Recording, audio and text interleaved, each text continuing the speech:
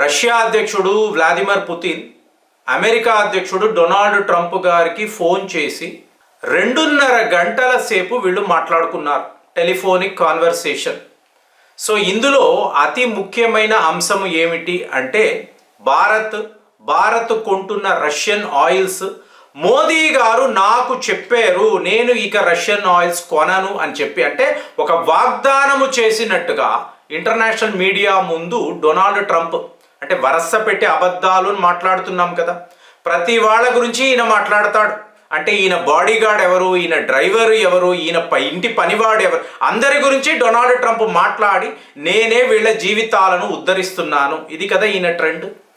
మరి ఇప్పుడు వ్లాదిమిర్ పుతిన్ని గమనించారు అనుకోండి, ఈయన నాకు తెలిసి నరేంద్ర మోదీ తప్ప వేరే ఎవరికి ఫోన్ చేసి, అంటే ప్రపంచంలో ఎంత గొప్ప నాయకుడైనా వ్లాదిమిర్ పుతిన్ ఫోన్ చేసి మాట్లాడడం అనేది జరగదు. అలాంటిది ఫర్ ద ఫస్ట్ టైం, అంటే నాకు తెలిసి చెప్తున్నాను, ఈయన డొనాల్డ్ ట్రంప్కి ఫోన్ చేసి ఈయనే ఫోన్ చేశారు. సో ఇది గొప్ప విషయం. పుతిన్ ఫోన్ చేస్తున్నా అంటే డొనాల్డ్ ట్రంప్ కూడా ఆయన అలర్ట్ అవుతాడు. ఇలాగ వీళ్ళ చర్చా కార్యక్రమము అంటే మీకు పాస్ బై పాస్, అరగంట మాట్లాడడం, మళ్ళీ ఒక అరగంట తర్వాత మాట్లాడుకుందాము ఆలోచించు, అలాగే మళ్ళీ ఒక గంట తర్వాత మళ్ళీ ఇలాగ కంటిన్యూస్గా వీళ్ళు 2.5 అవర్స్ పాటు చాలా ముఖ్యమైన విషయాలు మాట్లాడారు అని చెప్పి ఇవాళ ప్రపంచ స్థాయిలో మరి చూడండి, రష్యా అధ్యక్షుడు అమెరికా అధ్యక్షుడితో ఇంతసేపు మాట్లాడడం అంటే మామూలు వ్యవహారం కాదు కదా. సో అగ్రరాజ్యాలు కదా, ఏదో ఒక భారీ ప్లానింగ్ వీళ్లకు ఉన్నట్టుగా ఇవాళ ప్రపంచ స్థాయిలో మాట్లాడుతున్నారు. కానీ భారతీయులుగా మన వరకు వచ్చారు అనుకోండి, ఇదంతా కూడా భారత్ కొంటున్న రష్యన్ ఆయిల్స్కి సంబంధించిన అతి ముఖ్యమైన ఒక అంశం అని చెప్పి చెప్తున్నారు. ఇక్కడ మనము గమనించాల్సిన అతి ముఖ్యమైన అంశం ఏంటంటే ట్రంప్ యొక్క వెర్షన్ని చూడండి. ఈ వీడియో అంటే ఈ ఇంటర్వ్యూని మీరు యూట్యూబ్లో చూడొచ్చండి. ఆయన ఓపెన్గా మాట్లాడుతున్నాడు. ఏం చెప్తున్నాడు అంటే, మోదీ గారు నాకు చెప్పారు మేము ఒక ప్రాసెస్లో ఉన్నాము, తరువాత మేము రష్యన్ ఆయిల్స్ కొనము అని చెప్పారు అని చెప్తున్నాడు. ఓపెన్గానే చెప్తున్నాడు. సో మీరు నేను మాట్లాడడం లేదు, ఆయనే. ఇక్కడ ఆర్గ్యుమెంట్ ఏమిటి అంటే, ఒక్కసారి భారత్ ఈ ఆయిల్స్ కొనడం మానేసిన తరువాత యుద్ధము ఆగిపోతుంది. ఎందుకంటే రష్యాకు వెళ్లాల్సిన ఫండింగ్ అనేది ఉండదు. ఎప్పుడైతే మనము రష్యన్ ఆయిల్స్ కొన్నామో వార్ అనేది మీకు ఇన్వేరియబుల్గా ఆగిపోవడమే కదా. ఆగిపోయిన తరువాత మళ్ళీ పరిస్థితులు సర్దుకుంటాయి. అప్పుడు ఎవరి ఇష్టానికి, అంటే వెస్టర్న్ కంట్రీస్ ఇప్పుడు ఆపేశారు కదండి, సో వాళ్ళు మళ్ళీ రష్యన్ ఆయిల్స్ కొంటారు. భారత్ కూడా తనకు ఇష్టము అనుకుంటే వీళ్ళు కూడా ఆయిల్స్ కొంటారు కదా. ఇప్పుడు మీరు చూడాల్సింది 2022కి ముందు మనము ఎప్పుడు రష్యన్ ఆయిల్స్ కొనలేదండి. 1% కూడా కొనింది లేదు. ఎందుకు? చాలా దూరము, అలాగే ధరలు కూడా ఎక్కువ, లాజిస్టిక్స్, ఇన్సూరెన్స్, మనకు అయ్యే ఫ్రైట్ ఛార్జెస్. సో ఇదంతా చూసినప్పుడు మనకు వయబుల్ కాదు. అదేదో మనం ఒక ఇరాక్ వద్దో, ఇంకా అంటే ఇరాన్ వద్దో, సౌదీ అరేబియా వద్దో, యూఏఈ వీళ్ళ వద్ద ఆయిల్స్ కొంటూ ఉన్నాం.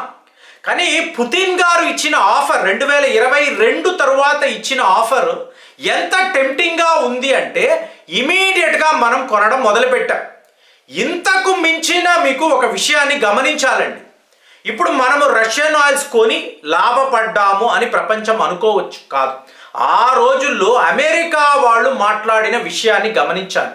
2022 తరువాత మనము ఆయిల్స్ కొంటున్నాము అంటే ఈ ప్రపంచాన్ని భారత్ కాపాడుతుంది, లేకపోతే ఈ ఆయిల్ ధరలు అనేవి అంతు అదుపు లేకుండా ఎటో వెళ్ళిపోతాయని వాళ్ళే చెప్పారు. సో ఇప్పుడు వాళ్ళే చెప్పి భారత్ ఈ ప్రపంచంలో ఆయిల్ ప్రైసెస్ని స్టేబుల్గా ఉంచిందని వాళ్ళే, ఇంకా కూడా మీరు రష్యన్ ఆయిల్స్ కొనండి, యుద్ధము మా మధ్య కదా, మీరు ఎలాగో కనెక్టెడ్ కాదు, మీరు లేరు కాబట్టి మీ వ్యాపారం మీరు చేసుకోండి, ఇలాగ ఆయిల్ ప్రైసెస్ని బ్యాలెన్స్లో ఉంచండి అని అమెరికా వాడే చెప్పాడు. చెప్పి వాళ్ళ ట్రంప్ రావడము భారత్ రష్యన్ ఆయిల్స్ కొనడము వలె యుద్ధం ఇంకా కొనసాగుతుంది, వీళ్ళు ఆపితే ఇమీడియట్గా యుద్ధం ఆగిపోతుందని చెప్పి ఈయన చెప్తున్నాడంటే ఇందులో ఎంతవరకు మీరు వాస్తవాన్ని చూస్తున్నారు? ఇప్పుడు పుతిన్ గారు ట్రంప్ గారితో మాట్లాడుతున్నారంటే నువ్వు ఎందుకు మోదీ భారత్ను పట్టుకున్నావు? అసలు వీళ్లకు నీకు ఏంటి సంబంధం? ఇది మా వ్యాపారం, మేము వ్యాపారం చేసుకుంటున్నప్పుడు నువ్వు ఎందుకు కలగ చేసుకుంటున్నావు? ఇది కరెక్ట్ కాదంటే ఇది ఒక ఫైనల్ వార్నింగ్ లా చూడాలండి.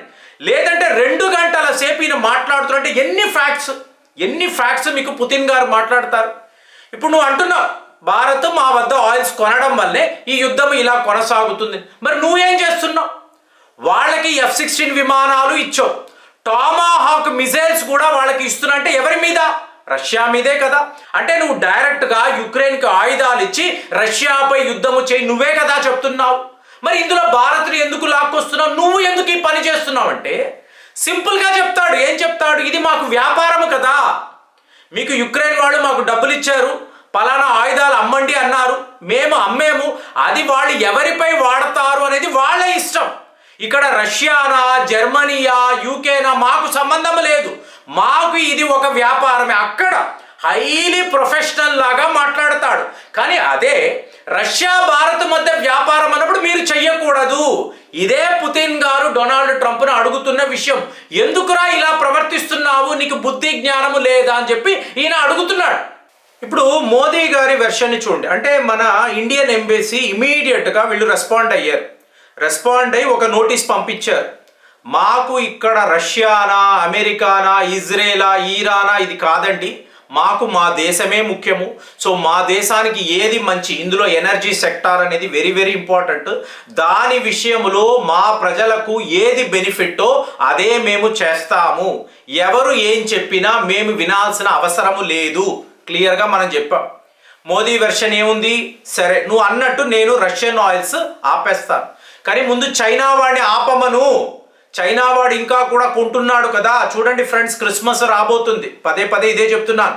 1.3 ట్రిలియన్ అమెరికన్ డాలర్స్ చైనా వ్యాపారం అమెరికాతో.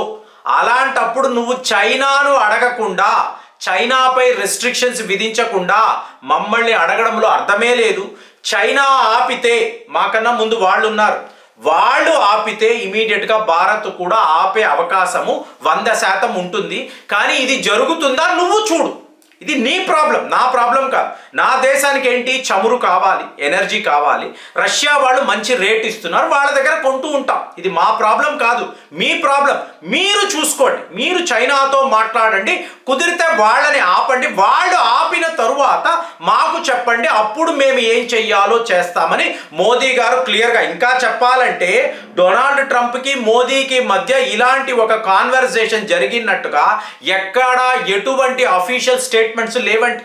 మరి ఆయన ఏ బేసిస్లో మోదీ గారితో మాట్లాడాను, రష్యన్ ఆయిల్స్ని ఆయన ఆపేస్తాను అన్నాడని అంటే ఆటోమేటిక్గా ట్రంప్ గారి లైస్, అబద్ధాలు అని అందరం మాట్లాడుకుంటాం.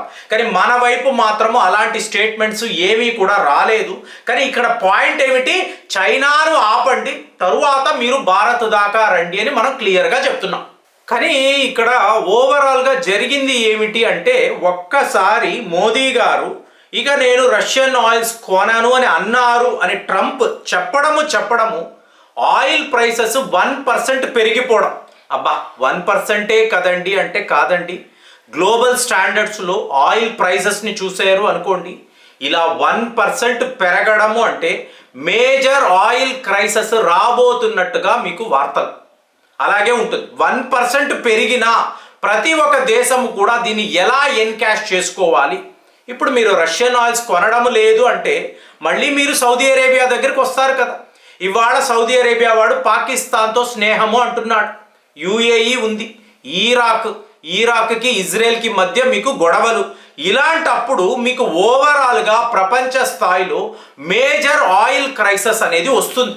కాబట్టి భారత్ రష్యన్ ఆయిల్స్ కొంటున్నంత కాలము కూడా ఈ ఆయిల్ ప్రైసెస్ స్టేబుల్గా ఉంటుంది. జస్ట్ ఇమాజిన్ అండి, మనము లీటర్ పెట్రోల్ 150 రూపాయలు పెట్టి కొనాలి, అలాంటి ఒక పరిస్థితి వస్తే దేశం ఏమవుతుందండి? సో చాలా పెద్ద డేంజర్ కదా. ఎందుకంటే ప్రతిరోజు వాడకం పెట్రోల్, డీజిల్ అనేది ప్రతి ఒక్కళ్ళు కూడా రెగ్యులర్ బేసిస్లో వాడతారు. అలాంటప్పుడు ఈ ప్రైసెస్ ఎప్పుడు కూడా లిమిట్లో ఉండాలి, స్టేబుల్గా ఉండాలి, బ్యాలెన్స్లో ఉండాలి. అది లేకపోతే మాత్రము చెప్తున్నాను కదా, ఇది ఒక గ్లోబల్ క్రైసిస్. ఆల్రెడీ నిన్నటికి నిన్న మీరు రిపోర్ట్ చూడండి, 1% ఆయిల్ ప్రైసెస్ వరల్డ్ లెవెల్లో పెరిగినట్టుగా. ఏంటి మోదీ గారి ఒక స్టేట్మెంట్, రష్యన్ ఆయిల్స్ కొనడం లేదని, ఇది ఎంత డేంజరో చూడండి.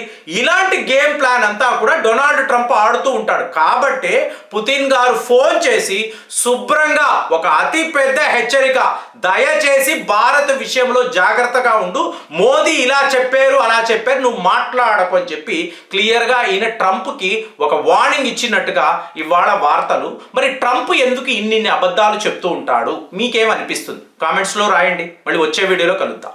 జై హింద్.